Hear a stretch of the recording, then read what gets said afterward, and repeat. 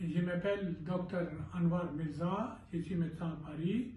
Aujourd'hui, je vous parlerai du système immunitaire. Le système immunitaire, ça existe dans tous les systèmes biologiques autour de nous, quel que soit le système biologique, en forme d'être vivant ou aussi des plantes. S'il n'y a pas un système immunitaire qui existerait, tout le monde sera fini dans quelques jours. Okay, grâce à ce système immunitaire, nous, des êtres humains, nous avons les capacités de vivre et survivre pendant des années sans tomber malade si nous gardons le système immunitaire en bonne harmonie. Comment on peut garder le système immunitaire en bonne harmonie? Ça c'est facile à dire, parce que c'est un peu pas très compliqué, mais il a besoin d'une discipline. Une discipline qui nous manque.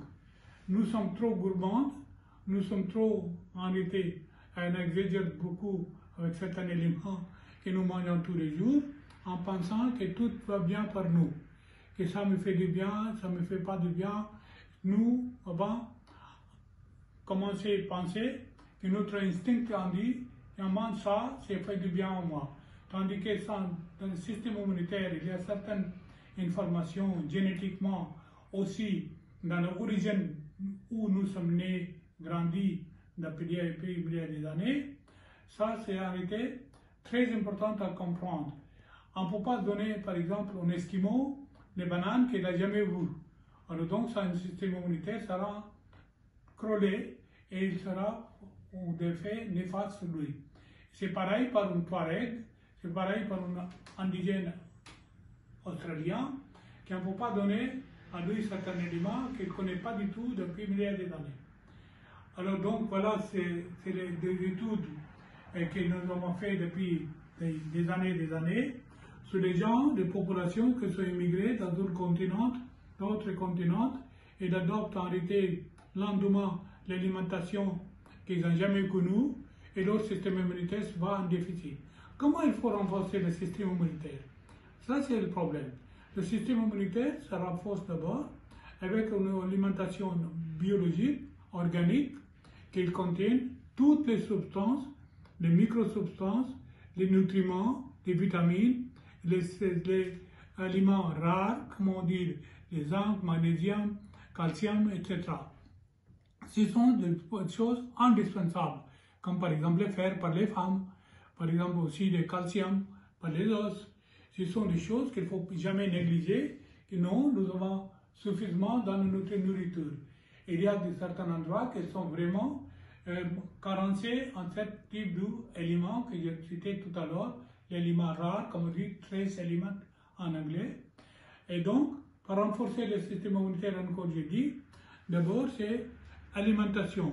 Nous vivons pour ça et nous buvons en réalité certaines choses, et surtout toutes les boissons que nous buvons, ça contient aussi certaines traces d'aliments, en réalité que ça nous fait du bien pour renforcer le système immunitaire. Grâce à ce système immunitaire, nous avons la capacité de lutter, quelle que soit l'agressivité de la nature, si c'est un microbe, si c'est une bactérie, si c'est par exemple une pollution, on peut survivre grâce à ça. Comme les gens sont survécus dans la Première Guerre mondiale, dans la Deuxième Guerre mondiale, malgré toutes les carences et tout ça jusqu'à aujourd'hui.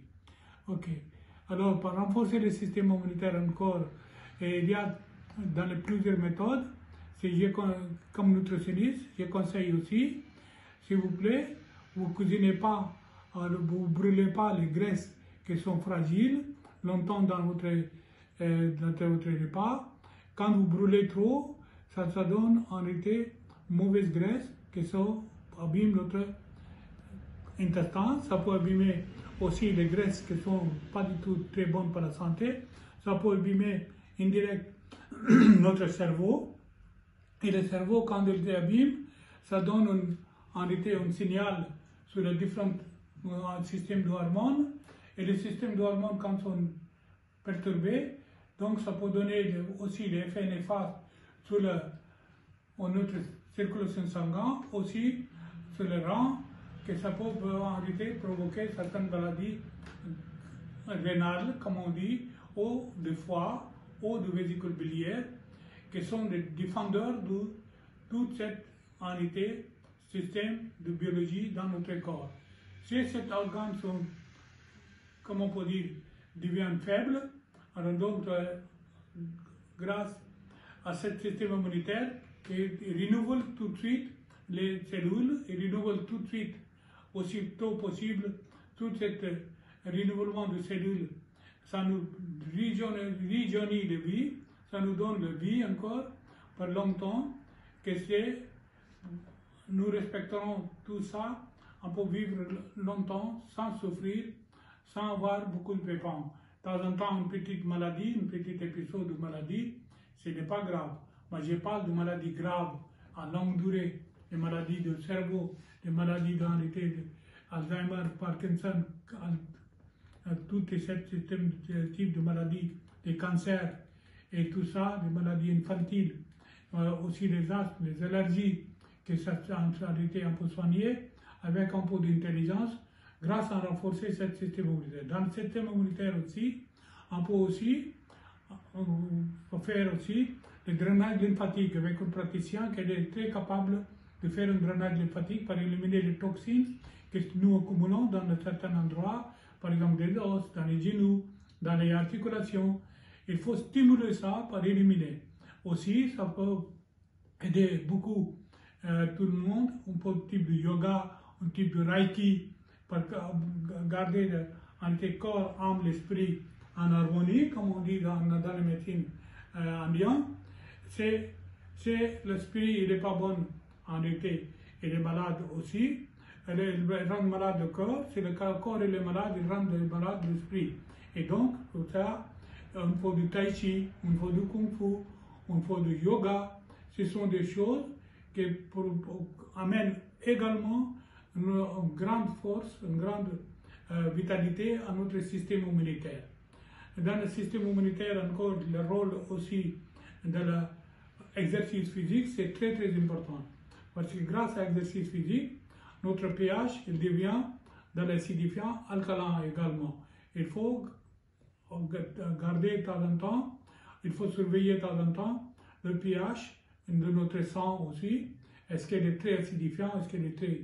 Pour ça, ça existe aussi dans la pharmacie, une petite bandelette qui peut contrôler, par exemple, le pH avec l'urine, on peut contrôler le pH de la sang. Donc, tout cette, et bien sûr, exagération de certains aliments comme trop de sucre, trop de sel, trop des choses qui sont brûlées, raffinées, ça baisse le système immunitaire. Donc, il faut manger bien sûr pas toujours des crus, il faut manger les cuits de certains aliments, parce que si vous mangez seulement des crudités, ça baisse aussi le système immunitaire, parce qu'ils ne sont pas faits pour ça. Alors donc, il faut contacter, comme je disais tout à l'heure, les praticiens qui pratiquent par exemple le drainage lymphatique, les reiki, par exemple le yoga, les méditations, ou des grands nutritionnistes qui sont des spécialistes pour vous donner des conseils sur la mesure en réalité, votre metabolic type, votre groupe sanguin, votre aura, votre origine, qui vous donne des conseils, quels sont en réalité des aliments qui sont très importants pour renforcer ce système immunitaire. Ça, c'est pour chacun individuel, c'est à lui voir.